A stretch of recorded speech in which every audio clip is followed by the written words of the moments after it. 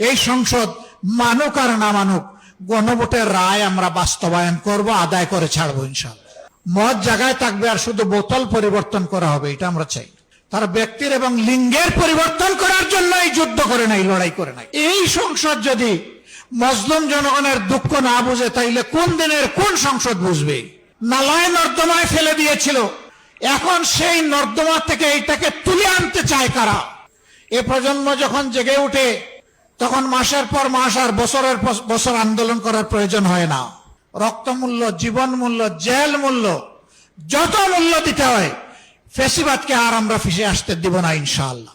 যাদের নিজেদের নেতা কর্মীদের হাতে নিজেদের নেতা কর্মীরাই নিরাপদ নয়, তারা 18 কোটি মানুষের নিরাপত্তা দিতে পারবে না। বলবেন যে আপনাদেরকে জনগণ ভোট দিয়েছে, তার প্রমাণ কি? 70% জনগণ হার পক্ষে ভোট দিয়েছে, এটাই তার প্রমাণ। আমি কালকেও সংসদে বলেছি, আমি বিশ্বাস করি বর্তমান সংসদে সদস্য হিসাবে যারা ঢোকার সুযোগ পেয়েছেন, প্রবেশ করেছেন, তাদের সকলেই মজলুম।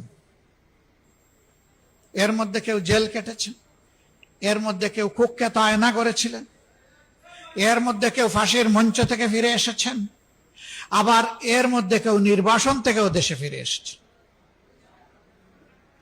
এরকম লোকদেরকে নিয়েই আমাদের বর্তমান সংসদ। এই সংসদ যদি মজলুম জনগণের দুঃখ না বুঝে, তাইলে কোন দিনের কোন সংসদ বুঝবে? এটি হবে চরম লজ্জার। 54 বছরের দফায় দফায় যে ফ্যাসিবাদ বাংলাদেশি জাতিকে এগিয়ে যেতে দেয়নি, সেই ফ্যাসিবাদকে 24-এর বিপ্লবীরা ছুঁড়ে মেরেছিল বঙ্গোপসাগরে, নালায় নর্দমায় ফেলে দিয়েছিল। এখন সেই নর্দমা থেকে এইটাকে তুলে আনতে চায় কারা?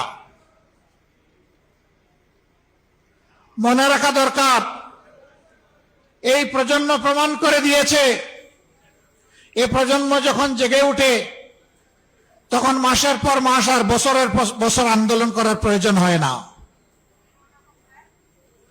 তখন ওদের বুক চিতিয়ে যুদ্ধ করার সিদ্ধান্তই ফ্যাসিবাদীদের কলিজায় কাপন ধরিয়ে দেওয়ার জন্য যথেষ্ট।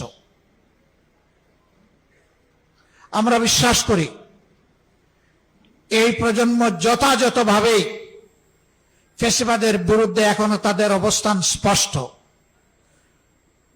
আমরা তাদের সাথে আছি, তারাও আমাদের সাথে আছে। আমরা আপনাদেরকে কথা দিচ্ছি, প্রিয় বাংলাদেশে রক্তমূল্য, জীবন মূল্য, জেল মূল্য, যত মূল্য দিতে হয়, ফ্যাসিবাদকে আর আমরা ফিরে আসতে দিব না ইনশাআল্লাহ।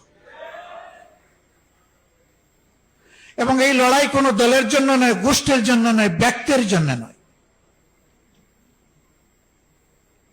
মদ জায়গায় থাকবে আর শুধু বোতল পরিবর্তন করা হবে, এটা আমরা চাই। আমাদের এই জেনজিরা একজনকে সরাইয়া আরেকজনকে বসানোর জন্য এখানে আন্দোলন করে নাই, তার ব্যক্তির এবং লিঙ্গের পরিবর্তন করার জন্য এই যুদ্ধ করে নাই, লড়াই করে নাই। তারা লড়াই করেছে যে বন্দোবস্ত এই জাতিকে ফ্যাসিবাদের জাতাকলে পিষ্ট করেছিল, সেই বন্দোবস্ত পরিবর্তনের জন্য। আমাদেরও লড়াই তাই। আমরা বিশ্বাস করি ন্যায় এবং ইনসাফের ভিত্তিতে একটা দেশ এবং জাতি গঠন করতে হলে একটা দলের নিজের ভিতরেই আগে ন্যায়, ইনসাফ এবং গণতন্ত্রের চর্চা হতে হবে। যারা নিজের দলের মধ্যে গণতন্ত্রের চর্চা করতে পারে না, যাদের নিজেদের নেতা কর্মীদের হাতে নিজেদের নেতা কর্মীরাই নিরাপদ নয়, তারা 18 কোটি মানুষের নিরাপত্তা দিতে পারবে না। তারা জনগণকে গণতন্ত্র উপহার দিতে পারবে না, তারা ন্যায় এবং ইনসাফ জাতিকে উপহার দিতে পারবে না। জনগণ ঠিকই বুঝেছে, 24-এ জনগণ ঠিকই রায় দিয়েছে। হয়তো প্রশ্ন করতে পারেন, রায় যদি আপনারা পেয়ে থাকেন, তাইলে সরকার গঠন করতে পারলেন না কেন? আমাদের রায়কে হাইজ্যাক করা হয়েছে, ডাকাতি করা হয়েছে, জনগণকে অপমান করা হয়েছে এবং ইতিমধ্যেই তার রাজসাক্ষীও পাওয়া গেছে। হ্যাঁ, গুগু বারবার আসে দান খেয়ে চলে যেতে, কিন্তু কপাল যখন মন্দ তখন কিন্তু জালে বেঁধে যায়। গুগু, তুমি একবার জনগণের ধান খেয়েছো, আবার খাওয়ার চিন্তা করো না। এবার আসলে ঠিকই তোমার লেজ, ঠিকই তোমার পা, ঠিকই তোমার ডানা অবশ করে দেওয়া হবে। বলবেন যে আপনাদেরকে জনগণ ভোট দিয়েছে, তার প্রমাণ কি? 70% জনগণ হার পক্ষে ভোট দিয়েছে, এটাই তার প্রমাণ। আমরা হার পক্ষে ছিলাম, আমরা হার পক্ষে আছি।